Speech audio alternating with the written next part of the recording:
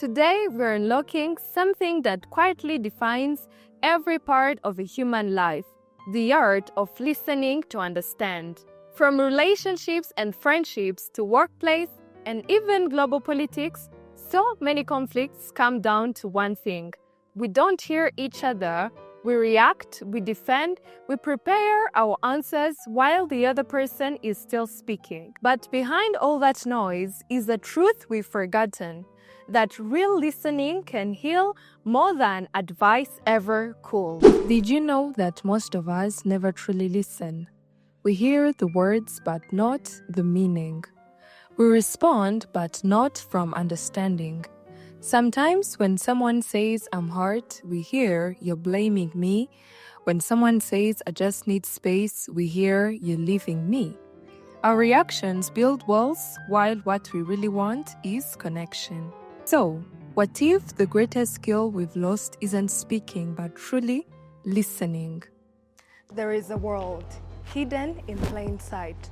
Stories you thought you knew but never truly unlocked. Here we dive into everything, from the internet that shapes our lives, to the hidden kingdoms lost in time, to the future powered by AI, space, and beyond. History, technology, secrets, mysteries, the past, present, and future, all connected, all waiting to be unlocked. This isn't just a channel, it's your key to the unknown. Welcome to the Unlocked.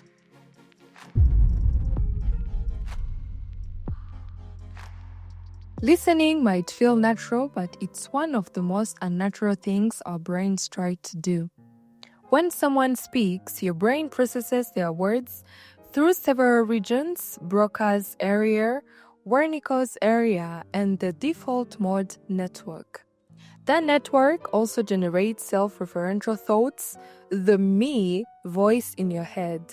So, while they're talking, part of your brain is already forming a response. It's like trying to listen to music while another song plays in your mind. That's why listening feels so hard.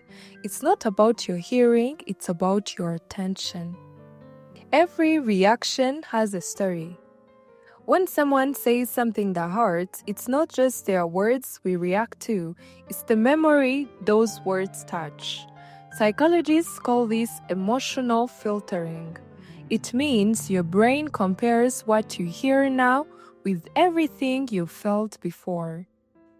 So, when we respond sharply, we're not just answering the person, we're defending the past. That's why understanding someone isn't just about hearing their sentence, it's about hearing their history. The ego wants one thing: to be right. In conversation, it wears many disguises: correction, defense, and explanation.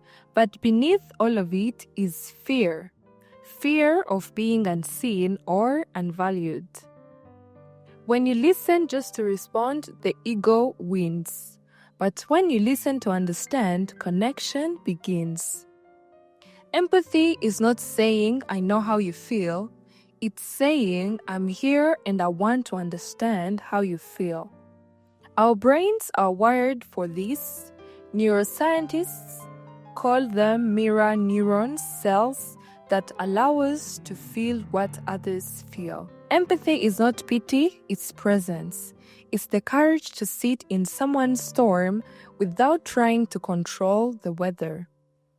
Silence makes people nervous. We rush to feel it, but silence is where truth finally breathes. In music, silence is what makes melody possible. In conversation, it's what makes connection possible. Sometimes the most loving thing you can say is nothing. Most conflicts are not about what was said, but what was heard. A friend says, you don't spend time with me. What you hear is, I am a bad friend. We often fight about different meanings, not different truths. Listening means tuning back into the same frequency. If you want to become a better listener, start here. The first one is pause before reacting. The pause is sacred, it stops the reflex, gives space for reflection. The second one is reflect what you heard. So, you're saying you felt ignored when I didn't reply. It tells the other you matter. The third one is ask before assuming. Curiosity is more powerful than certainty. The fourth one is listen with your eyes. Body language tells more than grammar ever could.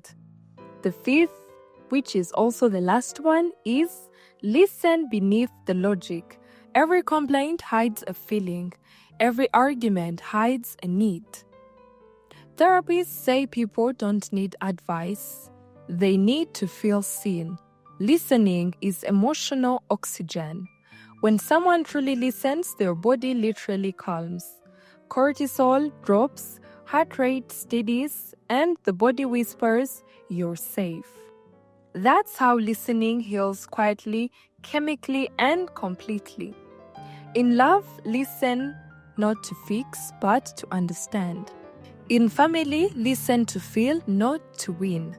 In communities, listen to stories you disagree with. That's how empathy grows.